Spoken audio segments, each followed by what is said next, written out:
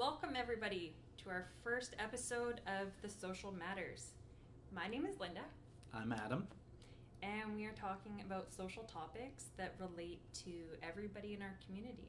So today we are going to talk about dress codes, and we will talk about body image and body restrictions and expectations. So Societal pressures put on women. absolutely. So topics that we discuss in the social matters discussion may hit a little bit close to home, may cause some emotional outbursts. We just want to let you know that ahead of time that can happen, and see it as an opportunity to come and talk to us and know that you're not alone. So do you want to talk about dress code first? Yeah. It's just, dress code's one of those things it's always confused me a little bit. I've never been taking a test and saw a spaghetti strap and was like, oh, no, the spaghetti Totally strap, my one offended. weakness, yeah. No, I've never been distracted by it or anything, but in my elementary school, girls were not allowed to wear spaghetti straps or anything like that.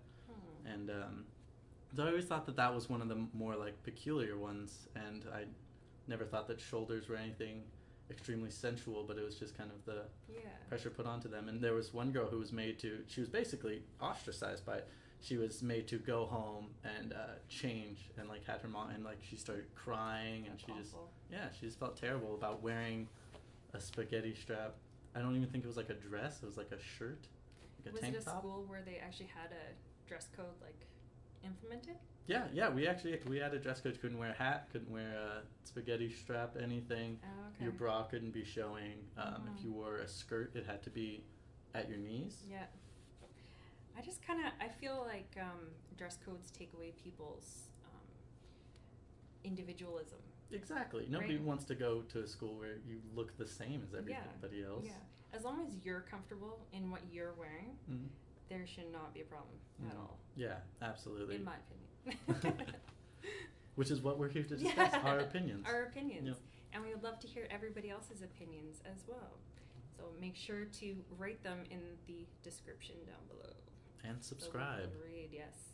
And dress codes for men don't really exist. Yeah, which I think is kind of unfair, really, because we're allowed to basically do whatever, apart from I can't wear a shirt that has a bunch of butts on it or anything like that, or pot leaf or anything like that. That was forbidden at my school, but ultimately that was pretty much it for restrictions. Couldn't wear hats, but that was because of gang-related culture, which I kind of understand. But if you're like a business person and you're a male and you want to succeed in your endeavors, you're gonna wear a suit. Yeah. Right? Yeah.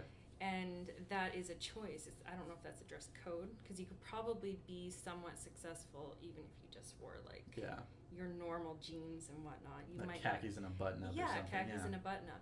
But like men that are in the construction, so like blue collar workers, they have to wear those outfits because it's gonna protect them. Yeah, and they're a lot more functional than suits. Absolutely. So, but for regular men, there's no real dress code. And I've never. Well, that's interesting as well, because I see a lot, during the finals week and midterms week, girls come in and no makeup on, all the sweatpants, everything. They always come in and they're like, oh, I feel terrible because I look like crap, but I was up all night studying. Yeah. And I was like, I came in, no makeup, I threw on jeans, and nobody has ever, totally I could come to school in sweatpants and nobody would comment, but and the thing is that I think is interesting about this too is that I would never make comment of a girl wearing sweatpants. It's not my business. You can be as comfortable as you want. Does not matter to me. Yeah. But there's a lot of, what I feel like is there's a lot of influence from other girls, because they say, oh my God, she's wearing sweatpants today. It's like she stopped caring, She must not care anymore. I know, right? Her boyfriend dumped her last week, and now now it makes it's sense. just going down the tube. And I feel like there's a lot of pressure coming from girls from that angle too. And absolutely. Yeah, it's kind of, it's different for me to see it, obviously, but. And women, I find, can be quite hard on each other that way. Like if they have a bad day and their hair is not going right, and they apologize to their girlfriends. Yeah. They're like, I'm sorry guys, you have to look at me today. I look awful. Right? Like they're so apologetic for it, right? And there's no reason for it other than you're trying to stop like them from judging you. From saying anything. Yeah. Like I've acknowledged it, so you can't. Yeah. Exactly. You don't take away the power from them. Yeah. Yeah, I feel like that's dangerously intrinsic in our society. It's just kind of the girl on girl pressure, and it's funny because you see like I know this is a dated reference, but like Spice Girls and the girl power and like all that like sticking together and togetherness, and there are friend groups are like that, but even then there's still a little bit of cattiness in them. And I mean, I'm sure my guy friends talk about me behind my back, but we're rude to each other's face, and then we talk positively about each other behind our backs. Oh, okay. Yeah, so like I'd be like, see you later, jerk, and then like turn around and be like, he's been my great friend for 10 years. I'm glad to have him in my life. It's just the opposite. Exactly. For women. I have 3 sisters, and be the sweetest to their face, and as soon as they leave the room, just like, oh my god, like she was driving me crazy. She ate all my Nutella. Yes. I just can't handle it. So I totally understand that. Like, men and women are definitely different. Yeah. In that regards. But the second topic was body image.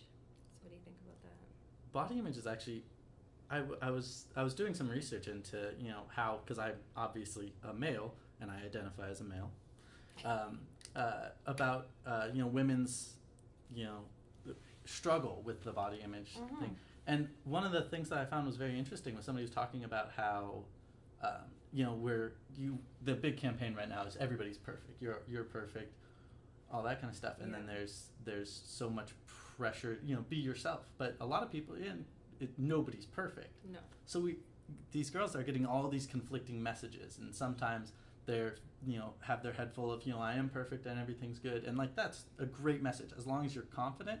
But then they're being told to be themselves, and sometimes they feel like they're not enough, and so they put on this facade, this fake mask of perfection, and it really puts that pressure on them and causes what I imagine to be a kind of like cracking. And there's a similar thing in male culture, but obviously it's a little bit different. I definitely have experienced it myself, and as I'm getting a bit older, I'm experiencing it all over again, I feel. But as young women, like there's so much pressure put on them to look like the magazine. Kate Upton. Yes, exactly. So, and that's something that you can't live up to.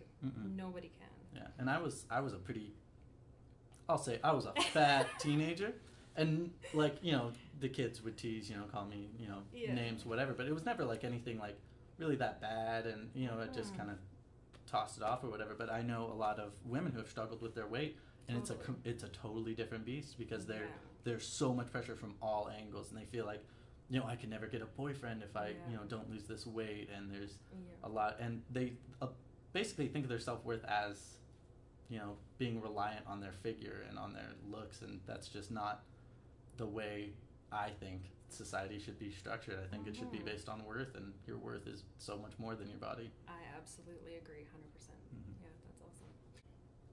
I think if you're happy and you're comfortable and you're healthy, and you can do the activities, like the extracurricular activities you want to do, then there should be nothing wrong with that. And it's interesting that you say that, because I know a female rugby player. Yeah. So very muscularly built, like could easily level me, like, but she's constantly so judged because she's like, she looks like she's heftier. Yeah. And people like, oh, she's so fat, and I'm like, she has more muscle mass than you have body. Yeah. Like she's gonna kick your ass. Yeah. Exactly. Yeah, but she probably has a bit of a fear or anxiety about her size, even though it serves a purpose for her. And she loves playing rugby, and she loves the she really does love her body, but just when she's out and people give her those looks of like, who's this behemoth or whatever, and like I definitely see it for her, so obviously she sees it too. But she does. Those situations are kind of difficult.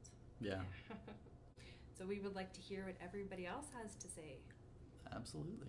So feel free to leave your comments down below. And follow us on Facebook. Yeah. Thanks so much, guys, for watching. Thank you. I'm really happy we got the hand thing. That can be like our take, like, like how we know we got something good. Just